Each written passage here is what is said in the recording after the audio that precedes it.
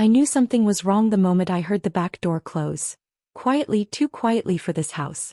It was 6:12 p.m. on a chilly Thursday evening, the kind where the sun had already slipped behind the oak trees and the street outside hummed with the last of the after-work traffic.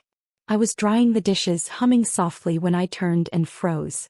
Before you continue, take a breath, because this mother's story will hit you harder than you expect. Don't skip a second.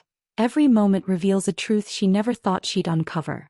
My daughter stood at the kitchen sink with her back to me, shoulders rigid, head bowed like she was bracing for something. The overhead light cast a soft golden glow over her, but even from where I stood, I could see the faint shadows on her arms. Dark smudges. Round shapes. Something that didn't belong. She pulled her sleeves down quickly when she realized I was watching, but she was too late. Mothers notice things. Even in dim light. Even when their eyes are tired and their hands ache from the day. Did you get hurt? I asked gently, keeping my voice steady. She flinched, not at my question but at my tone. That was my first clue. She used to relax when I spoke softly. Now she stiffened like softness had become dangerous. It's nothing, Mom, she whispered, turning away as she scrubbed her hands under the tap. The water splashed harder than necessary. Another clue. People hide with noise.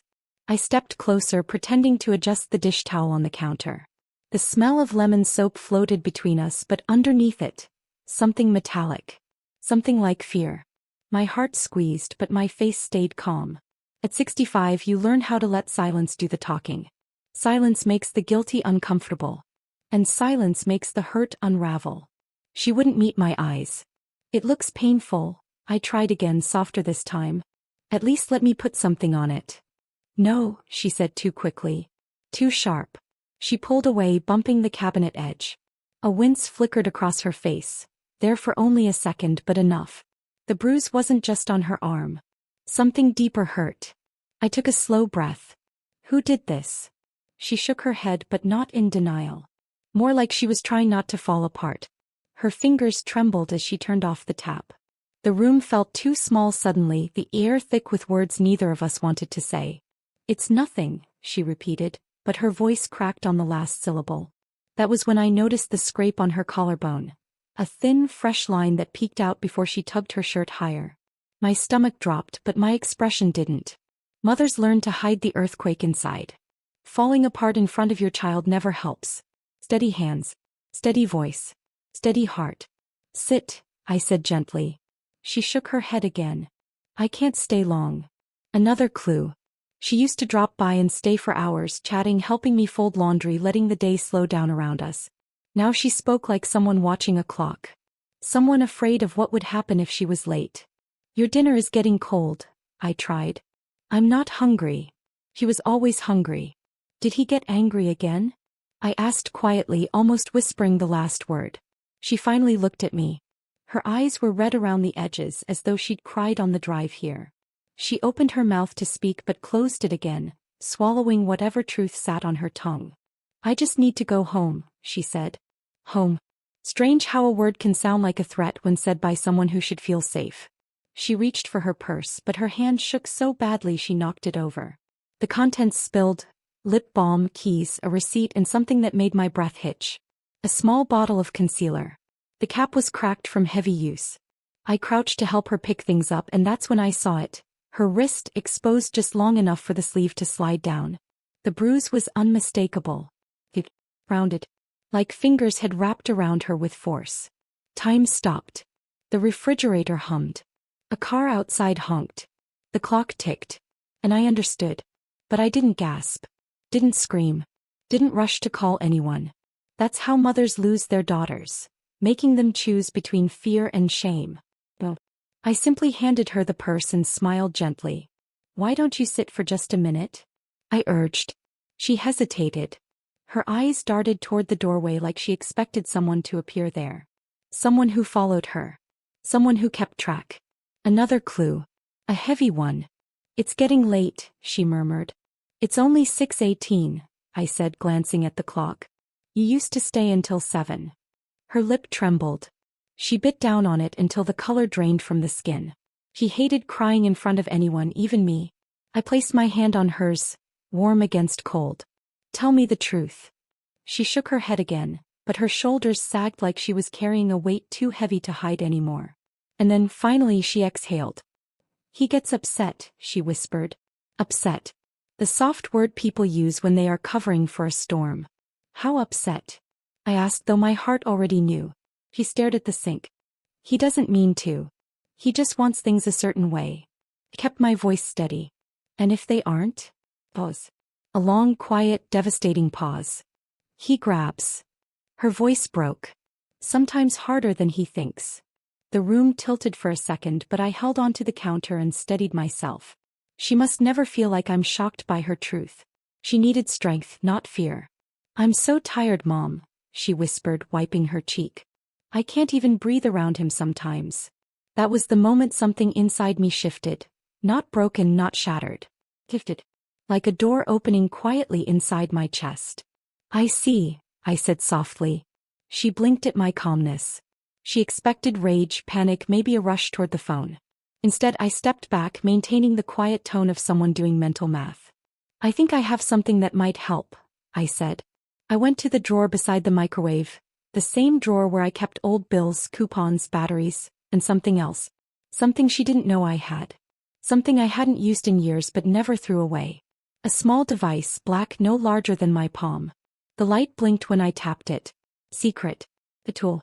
I didn't explain it. She didn't notice. But I felt the weight of it buzz against my skin like a promise. Before I could say more, her phone buzzed loudly on the counter.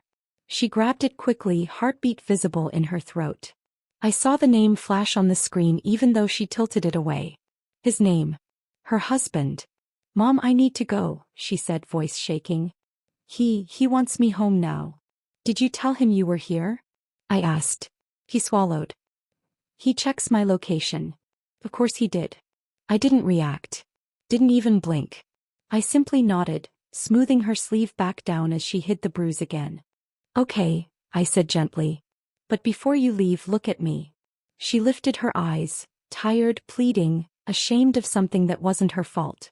You did nothing wrong, I whispered. Her chin trembled. No. Nothing. I squeezed her hand. And you're not alone. A tear slipped down her cheek. I caught it with my thumb. She hugged me quickly like someone afraid of being seen and hurried out the door. The porch light flickered as she left, shadows stretching along the walkway like they were trying to follow her. When the door closed, I stood in the silence of my kitchen, the ticking clock suddenly too loud. The house felt colder somehow, like the truth had lowered the temperature. I opened my hand. The device sat there blinking. Recording. Ready. Useful. He had no idea what was coming. I turned off the kitchen light, stepped into the hallway and made a quiet call to a number I hadn't dialed in years. It's happening, I whispered. A calm voice on the other side replied, I'll be ready. And that was the moment the story truly began. I stood there for a long moment after ending the call, my hands still resting on the hallway table where the small device blinked steadily, as if keeping time with my heartbeat. The kitchen was dark now, washed only in the faint blue from the window where the street lamp outside flickered. I should have felt afraid, maybe even overwhelmed, but what settled over me was something steadier. A quiet certainty, thin as wire but strong enough to pull me forward. The next morning began like any other, with sunlight cutting thin lines across my living room floor and the kettle whistling low on the stove. But the air felt different. Heavy. Expectant. Every sound seemed louder. Every silence sharper. I kept replaying the bruise on my daughter's arm, the tremble in her voice when she said she needed to go home. The words still sat in my chest like a stone. By noon I had made my decision. I wiped down the kitchen counter slowly, letting the cloth glide over the surface while planning each step in my head. Rage makes people sloppy. But calm, real calm, makes revenge precise. I knew I couldn't confront him directly, not yet. My daughter was too fragile and he thrived on confrontation. The next move needed to be subtle. Disarming. Something that made him believe everything was normal. At 2:17 p.m. I picked up my phone and dialed his number. My hands didn't shake. My voice didn't waver. Hi, I said lightly. I wanted to invite you and your mother for dinner tonight. I think we all should talk. There was a short pause, then a soft huff of satisfaction came through the line. I'm glad you're finally coming around. he said, his tone smooth and self-satisfied. I think that's a good idea. Of course he did. Men like him think invitations are surrender. And your mother? I asked. She'll be happy to join. Good, I murmured. I'll see you at 6. When I hung up, the house felt suddenly alive, as if it had been holding its breath and finally exhaled. I walked through the rooms slowly, checking the small devices I had tucked away months ago, long before I ever imagined needing them for something like this. They were leftovers from my late husband's home security project. Tiny, discreet, and still in perfect working condition. They blinked in quiet agreement, little guardians hidden in plain sight. I cooked simple food, nothing extravagant. Roast chicken, mashed potatoes, green beans with butter. Familiar dishes. Comforting dishes. Dishes that gave nothing away. As the hours passed, the soft sounds of preparation filled the house, making everything feel deceptively warm and welcoming. But beneath it all ran a single silent thread of tension, pulling tighter with each passing minute. At 5:40 I changed into a navy blue sweater and smoothed my hair. I looked at myself in the mirror by the hallway. The woman staring back wasn't afraid. She wasn't shaken. She wasn't uncertain. She was steady the way oak trees are steady before a storm. At 5:58 the doorbell rang. I opened the door slowly. There he stood, my son-in-law, holding a smirk instead of a greeting. His mother hovered behind him with a tight smile, her eyes scanning me up and down as though she were checking for weakness. Come in, I said softly. He stepped past me without waiting for the invitation to finish, brushing my shoulder with the same arrogance he'd shown from the day he married my daughter. He smelled faintly of cologne and something sharper, ego. His mother walked in next, her perfume trailing behind her like a curtain. The table was set. Candles lit. Plates perfectly arranged. It looked like a peace offering. It was anything but. As they settled into their chairs, I moved quietly around the kitchen, finishing small tasks that didn't need doing, straightening a utensil here, wiping a clean counter there. It wasn't nervousness. It was control. The room needed to feel balanced before the storm hit. So, his mother began, folding her hands, you said you wanted to clear the air? Yes, I said, placing the bowl of mashed potatoes on the table. I think misunderstandings are dangerous when they go unchecked. My son-in-law gave a small laugh. Exactly. She tends to misinterpret things. I didn't look at him. I poured water into the glasses. He needed to feel comfortable. Overconfident. That's when men like him reveal themselves. Not when they're cornered, but when they believe no one is watching. You know, he continued, cutting into the chicken, marriage takes work. She's emotional. Sensitive. She overreacts. Interesting, I said quietly. His knife paused mid-slice. He wasn't expecting interruption. What's interesting? He asked. How quickly you defend yourself before anyone asks you to. I gave him a pleasant smile as I sat down across from him. His jaw tightened, but he recovered quickly. Just stating facts.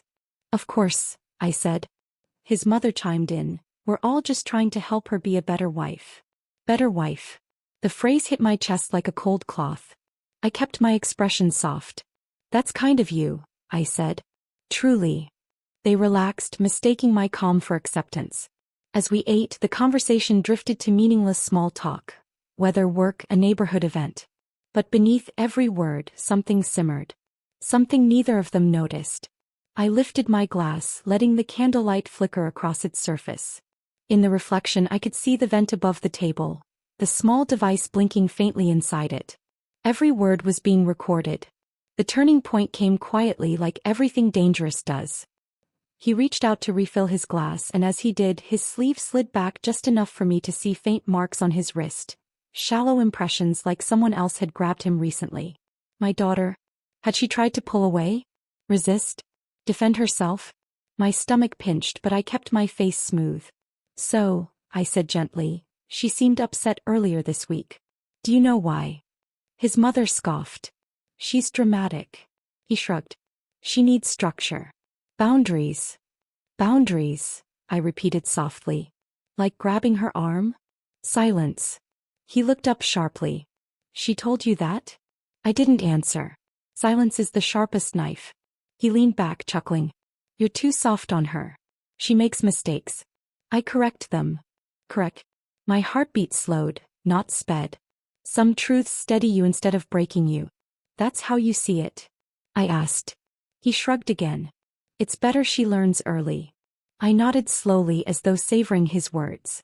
The device above us blinked with every syllable he delivered into his own grave. His mother touched his hand. Don't explain yourself. She's old-fashioned. She won't understand. Old-fashioned. If only she knew. I noticed the way his leg bounced under the table. Impatience, arrogance, or something darker. He tapped the table with his finger. A small rhythm, steady but aggressive. But. Suddenly he turned to me. Where is she now? The question was sharp. She went home, I replied. He smirked. Good. Something in me cooled. I smiled politely. Eat. You must be hungry. He chuckled again, stabbing another piece of chicken. You know, she's lucky I put up with her. I folded my hands. Is she? He looked up at me, then really looked. For the first time since he arrived, he sensed something wasn't aligning the way he expected. What's that supposed to mean? He asked. I kept my voice steady. Just an observation. His mother narrowed her eyes. Are you implying something? I met her gaze without blinking. I'm implying many things. I'm just not saying them yet. Her spoon clattered against her plate. He leaned forward. If you have something to say, say it. I tilted my head slightly, the way I used to when disciplining my students decades ago. I prefer timing. Timing for what? He demanded. There was the shift. The room thickened. The candles flickered. The air felt colder. I set my napkin down slowly, deliberately. For people to reveal who they really are. He laughed, but it was too loud, too forced. You're overthinking. Am I? The vent light blinked again. He didn't notice. He was too busy chewing his own downfall. As he lifted his glass, I noticed something new. Scratches near his knuckle. Fresh. Red. The kind left by someone pulling away desperately. My daughter. I inhaled quietly through my nose, a slow, steady breath, and when I looked at him again, I no longer saw the man he pretended to be. I saw what he was. A monster wearing confidence. A bully wearing charm. A coward wearing a wedding ring. And he didn't know, he truly didn't know, that the room itself was turning against him. I leaned forward slightly, matching his stare. Tell me, I said softly, when she cries, does that make you feel powerful? His jaw twitched involuntarily. He didn't answer. He didn't have to. The silence did. I sat back in my chair, folded my hands calmly and smiled, not kindly, not warmly, but knowingly. Dinner was almost over. But the real appetite was just beginning. I could feel it in the air, thick and humming like the quiet before thunder. My son-in-law didn't notice the shift, not yet. People like him never notice the small things. They only notice the world when it stops catering to them. He leaned back in his chair, satisfied with his own voice more than the food. His mother dabbed her lips with the cloth napkin as if she were dining at some fancy restaurant instead of my modest dining room with its old wooden table and mismatched chairs. But even in their comfort there was something brittle in the room now. Something stretching, about to snap. I stood to collect the last of the dishes. My knees ached faintly as they often did, but tonight I barely felt it. Focus does that, it makes the body lighter. As I turned toward the sink I heard the faintest sound. A click. Soft, deliberate, final. The front door had locked. Not because I touched anything. Not because any of them did. But because the house itself knew it was time. My son-in-law looked toward the hallway, frowning. Did you hear that? He asked. I didn't answer. I continued rinsing the plates, letting the water run steady and calm. My hands didn't shake. My breath didn't falter. I had been preparing for this moment long before I knew I'd need it. His mother glanced toward the living room. Was that the door? Probably the wind, I said softly. But the wind doesn't turn deadbolts. I returned to the table with slow, measured steps. The candle flames wavered when I passed, their light stretching his shadow long across the table. When I sat down again he stared at me, really stared for the first time all evening. What's going on? He asked, trying to sound amused but falling short. You tell me, I replied, folding my hands neatly. That made him shift just slightly. His confidence slipped, replaced by something colder. Alertness. He drummed his fingers against the table again, that same restless rhythm he used when he talked down to my daughter. I let the sound scrape against my nerves. It made what needed to come next easier. Another sound. Not a click this time. Footsteps. Slow, steady, entering from the back hallway. His mother stiffened. Who's here? I didn't look at her. My eyes stayed on him. I invited a few old friends, I said.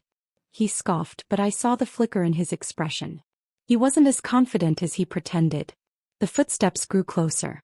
Then from the hallway 3 figures emerged one by one, their silhouettes framed by the dim light. Not threatening, not physically, but resolute in the way people look when they know the truth. My ex-military friend Daniel stepped in first. Broad-shouldered, quiet, eyes like steel. Behind him came Marissa, the investigator who had been helping women for 30 years. And last, my late husband's attorney, calm and expressionless, carrying a small folder under his arm. My son-in-law jolted up from his chair. What the hell is this? A conversation, I replied. His mother rose too, outrage curling in her voice. You can't just trap us in here. No one's trapped, I said. The door will open when it needs to. He turned toward the hallway, but Daniel stepped in his way, not touching him, just standing solid enough to make the point without a single word. Sit, I said quietly. He didn't sit because I ordered him to. He sat because my silence unnerved him more than any shouting ever could. His mother trembled slightly, clutching her purse as if it were a shield. This is absurd. You're overreacting. Am I? I asked, tilting my head. Let's see. Marissa stepped forward, placing a small device on the table. It lit up with a soft blue glow. Then she pressed play. His voice filled the room. You know, she's lucky I put up with her. She needs discipline. Boundaries. Someone to correct her. He froze. His mother's hand flew to her mouth. The words echoed, each one digging deeper into the air. The smug tone, the casual cruelty, the entitlement, they sounded so much uglier when stripped of performance. He lunged for the device, but Daniel's hand moved slightly and he stopped. Manipulated audio, he hissed. You're trying to set me up. Marissa pressed another button.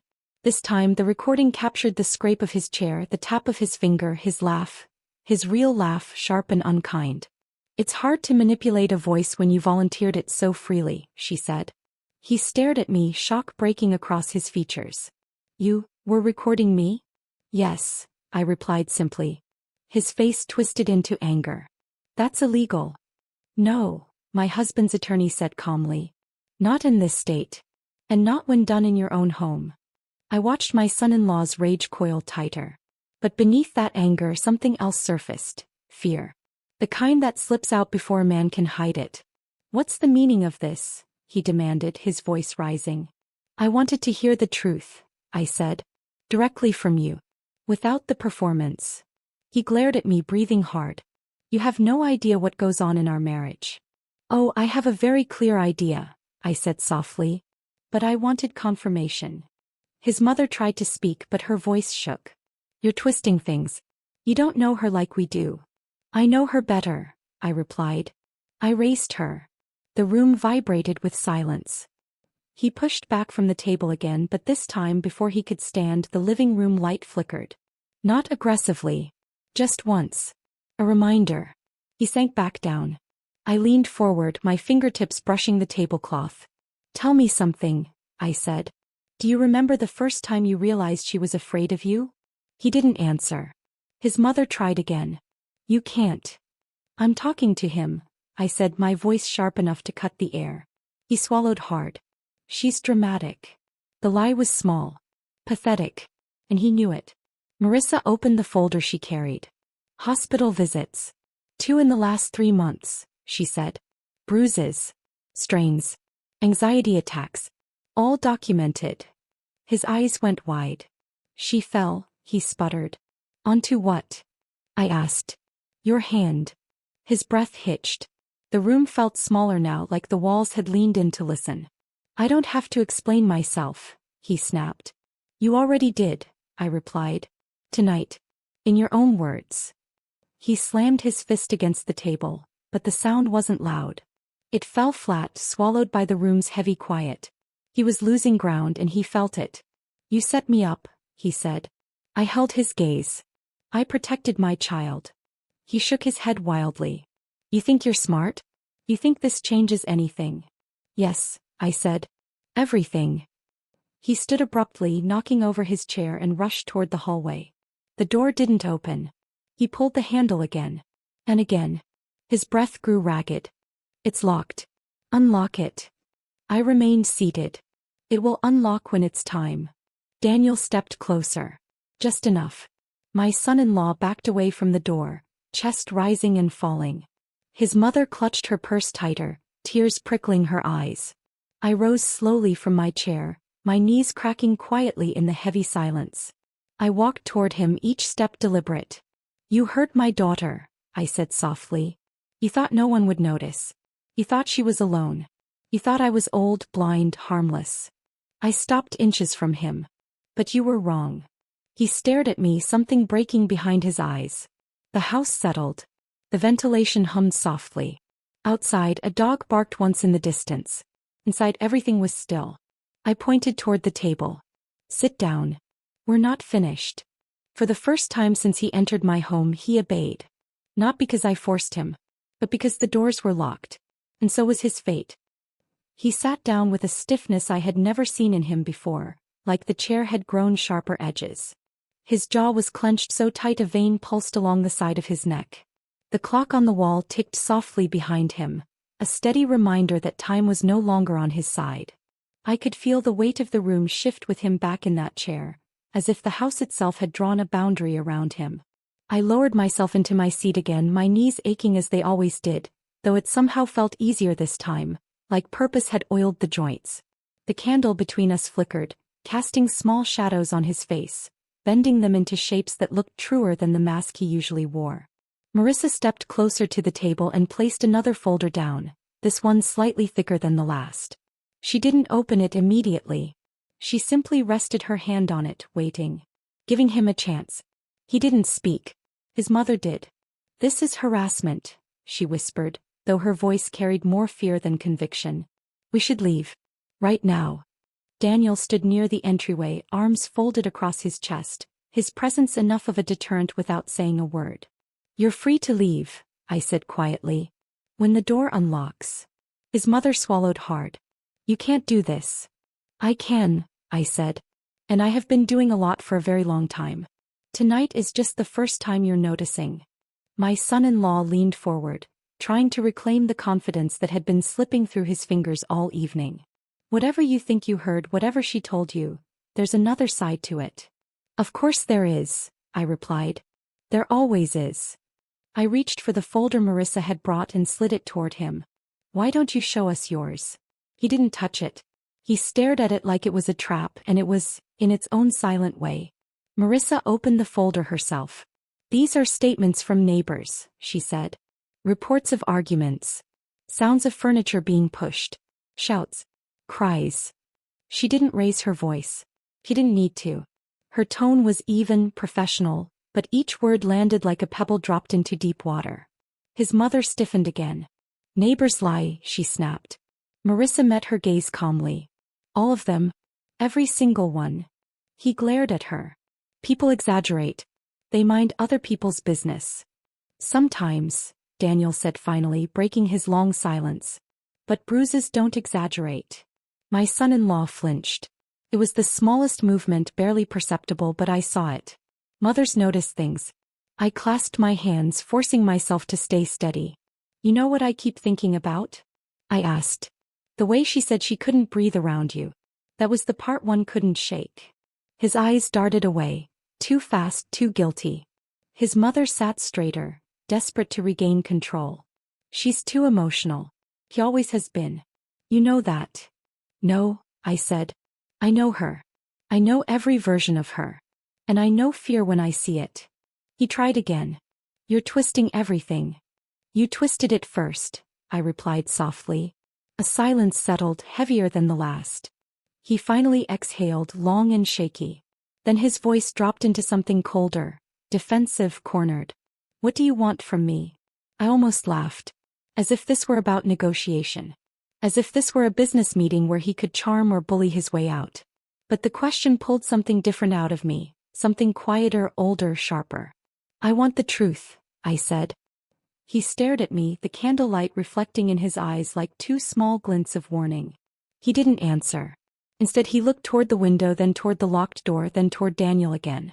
His breathing grew heavier. I'm not saying anything without a lawyer, he muttered. That's fine, the attorney said calmly. I'm not here to interrogate you. I'm here to provide information. He placed a stack of papers on the table. Not dramatic. Just simple, quiet truth. These are the legal steps already in motion, he said. Emergency protective orders. Documentation for separation. Statements. Photos. Reports. His mother gasped. This is outrageous. You can't just. You might want to read the section about third-party involvement, he said. Her face drained of color. I watched them both carefully. He wasn't the only one trembling. She had her own ghosts to answer for. You think this scares me? He snapped suddenly, slamming his palm on the table. The plates rattled. The candle wobbled. You think piling papers in front of me will change anything? You're old. She's weak. This is nothing. But the last word cracked on his tongue. He heard it. We all did. Daniel stepped closer, his boots tapping the wooden floor with a calm certainty. You want to know what's nothing? He said quietly. Sitting at a table surrounded by people who've seen your patterns before. My son-in-law opened his mouth, but Daniel cut him off. We know the signs, he said. Isolation. Control. Punishment disguised as love. His voice didn't rise, but it carried weight. It always ends the same, he added. The abuser shocked that anyone dared to notice. My son-in-law looked between us all, his breath coming sharper now. Whatever arrogance he held had drained away, leaving only the raw panic underneath. You can't do this, he repeated, but it was no longer a threat. It was a plea. I leaned forward slowly, feeling the old ache in my spine but pushing through it. I already did, I said. The moment you hurt her, you started this. He shook his head violently. You're ruining my life. No, I said gently. You did that yourself. He pressed his palms against his temples, rocking slightly. A man unraveling. A man realizing his world was smaller than he thought. His mother reached for him. We can fix this. Let's just leave. Come on, let's go. But the door didn't budge when she tried it again. Her panic grew. She rattled the handle harder. It won't open, she whispered. I watched her. It will, I said. When we're done. My son-in-law looked up sharply. Done with what? I inhaled deeply, steadying the tremble that threatened my hands.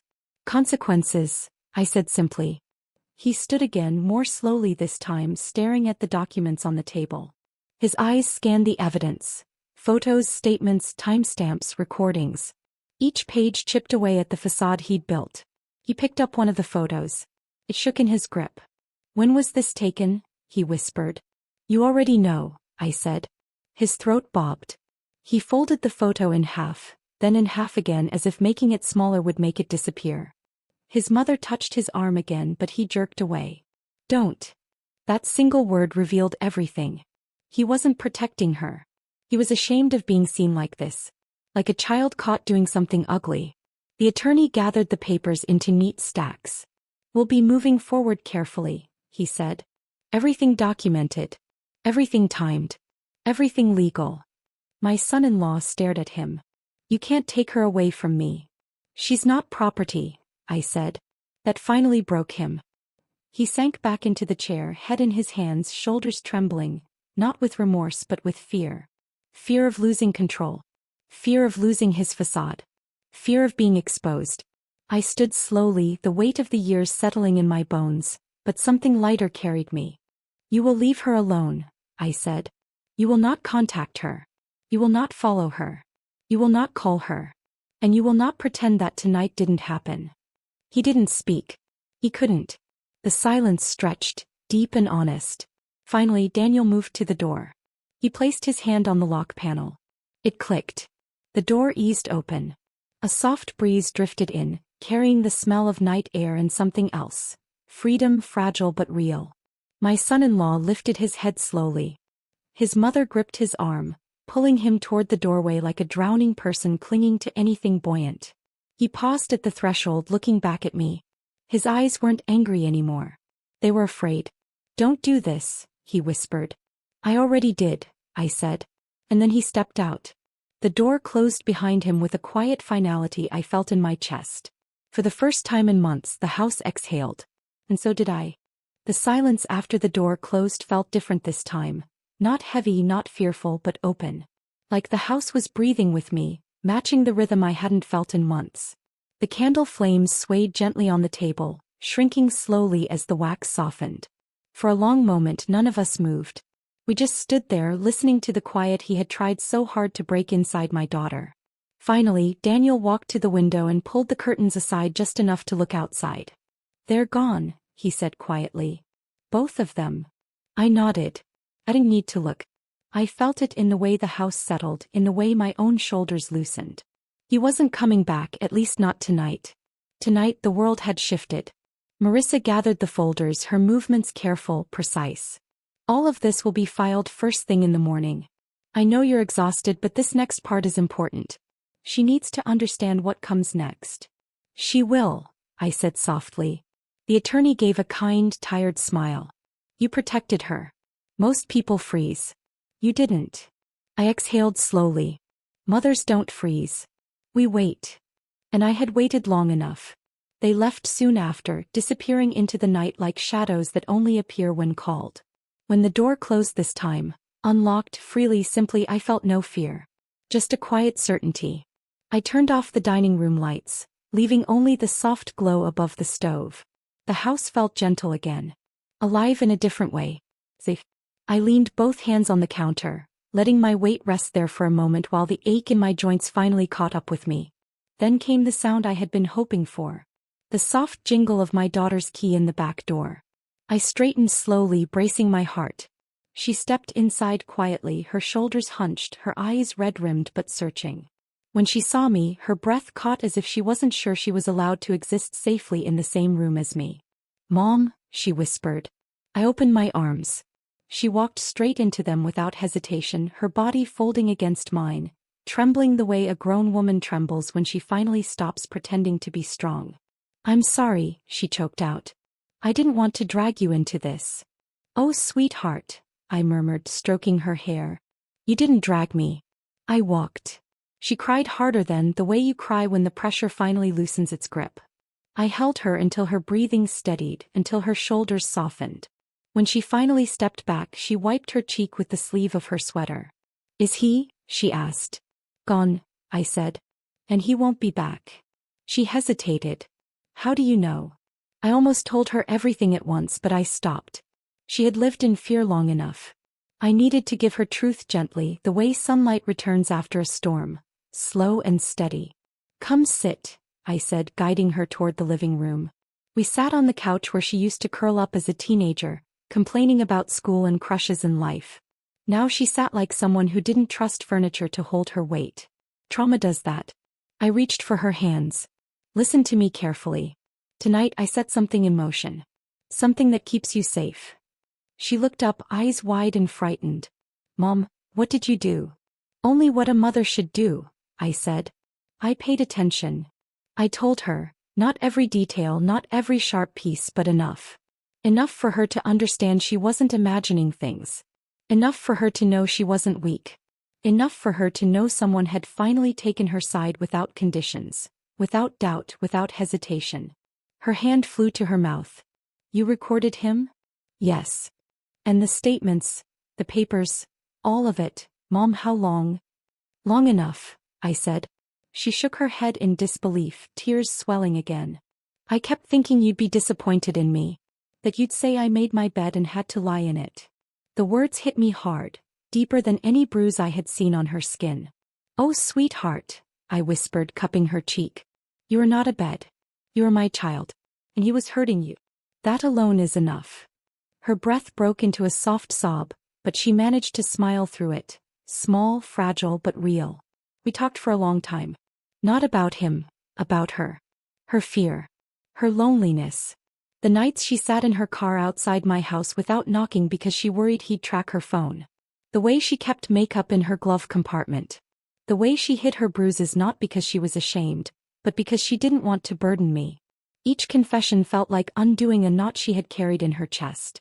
When she finally fell asleep on the couch, curled beneath the quilt my mother had sewn decades ago, I tucked the blanket around her carefully, the way I used to when she was a little girl. I brushed a strand of hair from her forehead. She didn't stir. I stood quietly, watching her rest with an exhaustion that came not from weakness, but from surviving. For the first time in a long time she looked peaceful. The next morning arrived gently. Soft sunlight filtered through the curtains, illuminating dust motes that danced slow and unhurried in the warm air. My daughter was still asleep when the attorney called. I stepped into the hallway so my voice wouldn't wake her. "It's done," he said. "He received notice this morning. Restrictions are in place immediately." I closed my eyes. "Thank you." "He'll try something," the attorney warned. "They always do. Fear turns into pride, pride turns into anger. But legally he's boxed in. And the investigator has already documented everything." "I'm ready," I said. After I hung up, I returned to the living room. My daughter stirred, blinking awake in the golden light.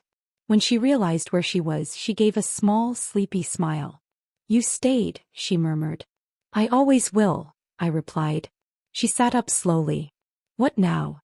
I took her hands again, gentler this time. "Now we rebuild. Together." She nodded, tears filling her eyes again, but this time they weren't painful. They were soft. Healing. In the days that followed, we replaced her locks. She moved back into my house temporarily. We cleared out her old room, washed her sheets, opened the windows to let the breeze carry out the remnants of fear she had carried in her suitcase. I cooked breakfast every morning. She ate slowly, cautiously, then gradually with appetite. She laughed once. A small laugh. But a real one. And the house absorbed every sound, storing them like treasures. A week later, I stepped onto the porch at sunset. The sky was streaked with orange and lavender. I breathed in the quiet, the soft rustle of leaves, the distant hum of cars, the steady beat of my own heart. I heard the screen door open behind me. My daughter walked out with 2 mugs of tea, handing me one with a shy smile. We stood side by side, sipping in silence. "Mom," she said softly. "Yes, love. You really saved me." I shook my head gently. "No," I whispered. "I reminded you who you were." She leaned into me, resting her head on my shoulder the way she used to when she wanted comfort without words. I slid my arm around her, feeling her warmth, her heartbeat, her life. "That man tried to break you," I said. "But he didn't realize something important." She looked up at me. "What's that?" "He didn't just underestimate you." I smiled softly. "He underestimated your mother." She laughed again, this time stronger, steadier. And as the sun dipped below the trees, I felt a peace settle inside me. A peace he could never destroy because it didn't come from him. It came from us. And this time it was ours to keep. If this story touched you, stay with me. I share real, raw, powerful stories of women who refuse to stay silent. Subscribe because your support helps these voices rise.